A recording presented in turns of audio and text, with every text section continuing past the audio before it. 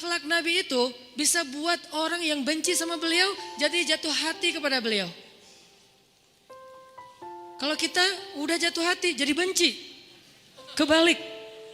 Nabi orang yang marah kepada beliau jadi jatuh cinta. Kita hampir jatuh cinta jadi marah. Kebalik nih akhlaknya. Berarti kita harus belajar banyak nih dari Rasulullah tentang akhlak. Beliau tuh bisa bikin seorang perempuan yang suaminya baru terbunuh, ayahnya terbunuh, pamannya terbunuh, saudaranya terbunuh dalam perang Khaybar.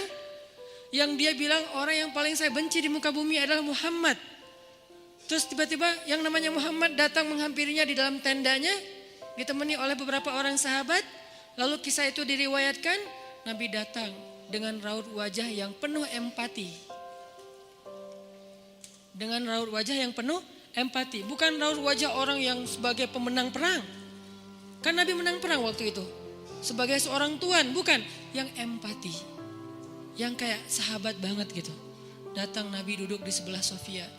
Sofia diam aja, marah banget. Cuma dia gak bisa ngapa-ngapain karena dia berstatus tawanan perang. Mau gimana coba? Mau dia tusuk? Gak bisa, dia sendiri. Dan dia takut bahwa dia akan diperlakukan seperti umumnya orang memperlakukan tawanan perang.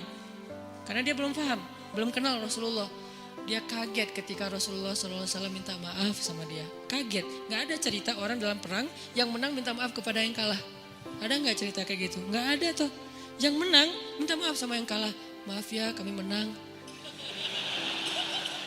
Jangankan perang, sepak bola aja susah nyari yang kayak gitu kan ya. Ini akhlak nih untuk kita teman-teman di Bandung dengan Persibnya. Nanti di Jakarta dengan apa Jakarta teh? Persijanya. Nanti yang menang siapapun yang tanding, maaf ya menang. Dari mana lo akhlak kayak gitu? Rasulullah.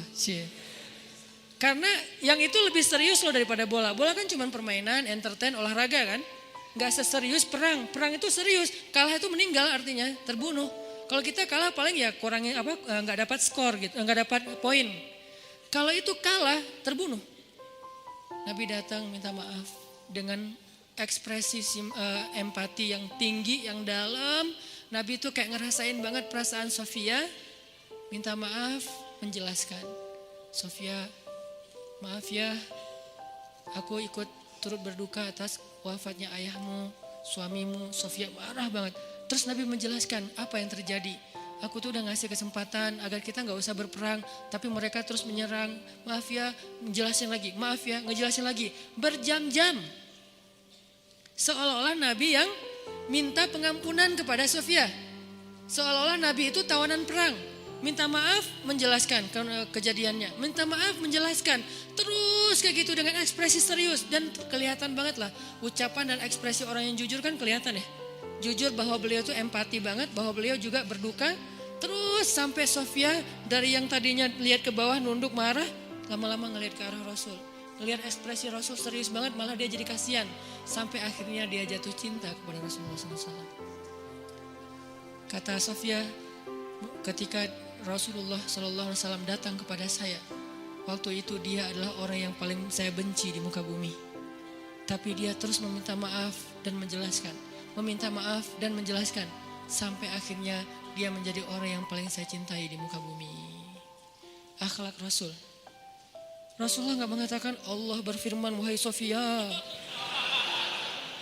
Enggak, belum ke sana. Akhlak dulu, baru nanti ajarin. Tarbiyah namanya kan ya. Sesungguhnya di dalam Al-Quran ada ayat tentang orang-orang yang kafir yang telah mati terbunuh.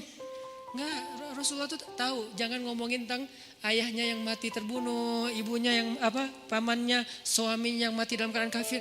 Nabi gak mau ngomongin itu, kenapa? Menjaga perasaan Sofia. Kok masih dijaga sih perasaan? Kan mereka beda agama, mereka orang kafir. Inilah akhlak Rasul.